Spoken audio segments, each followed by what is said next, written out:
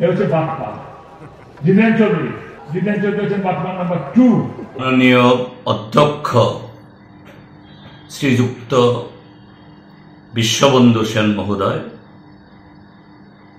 তার রুচি, শিক্ষা, তার দলের সংস্কার এবং তিনি যে পরিমণ্ডলে আছেন, যে সংস্কৃতির সাথে যুক্ত আছেন, সে অনুযায়ী তিনি কথা বলেছেন। আমি মাননীয় অধ্যক্ষের সেই যে কি বলে তার যে ওজন, সে ওজনে আমি নামতেও পারবো না, উঠতেও পারবো না। আমাদের পার্টি যে সংস্কার এবং যে ধরনের আচরণ করার জন্য আমাদেরকে শিখিয়েছে এবং যেটাকে আমরা গীতা ভাগবতের মতো আমরা মানি, অর্থাৎ সেরকম অনুশাসন হিসেবে আমরা গ্রহণ করি যে আমরা এইভাবে এত নিচে আমরা নামতে পারবো না। আর তাছাড়া মাননীয় বিশ্ববন্ধু সেন তিনি এই রাজ্যের বর্তমান বিধানসভার অধ্যক্ষ। আমরা তাকে যখন কথা বলি, এটা অধিবেশন চলাকালীনই হোক বা অধিবেশনের বাইরে, বিধানসভার ভেতরে বা বাইরে, মাননীয় অধ্যক্ষ মহোদয় এটা সম্বোধন করাই আমাদের শুধু একজন বিধায়ক হিসেবে না, একজন নাগরিক হিসেবেও এটা আমাদের কর্তব্য আমরা মানি।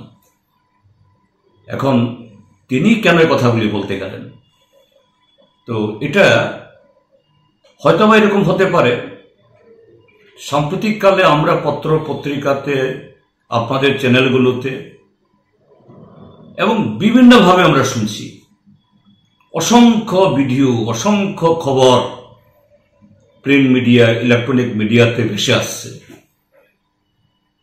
যে তিনি যে দল করেন সেই দলের কিছু লোকই ওনার সম্পর্কে অশ্রাব্য,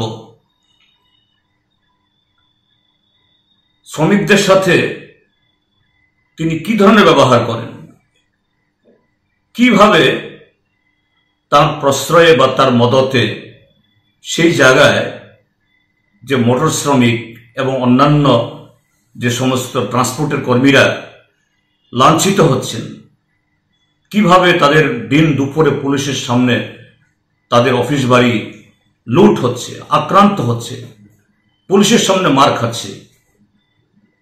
হয়তোবা এই সমস্ত কারণে তিনি তার একটু ভারসাম্য হারিয়ে ফেলেছেন। যাই হোক, মাননীয় অধ্যক্ষ মহোদয় তিনি যদি সুস্থ মস্তিষ্কে বলে থাকেন ভালো কথা।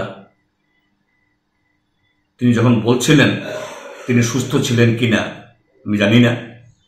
যাই হোক, এটা তার বক্তব্য, তার দলের লোকই ওনার সম্পর্কে বলছেন, ওনার বিচার করছেন এবং আমরা শ্রদ্ধেয় কমরেড মানিক সরকারে হই বা আমি হই, আমরা বাটপার না অন্য কিছু এই ত্রিপুরার যে মানুষ বিচার করবেন। তো ওনার বক্তব্য সম্পর্কে আমি এটুকুই বলবো, অধ্যক্ষ হিসাবে তার প্রতি আমাদের শ্রদ্ধা, তার প্রতি আমাদের আনুগত্য থাকবে। এতে উনি কি বললেন না বললেন, ওনার অভিরুচি, ওনার সংস্কার, ওনার ওজন অনুযায়ী আমি সেই জায়গায় তাকে কন্টেস্ট করব না। তার প্রতি আমার শ্রদ্ধা থাকবে, আছে।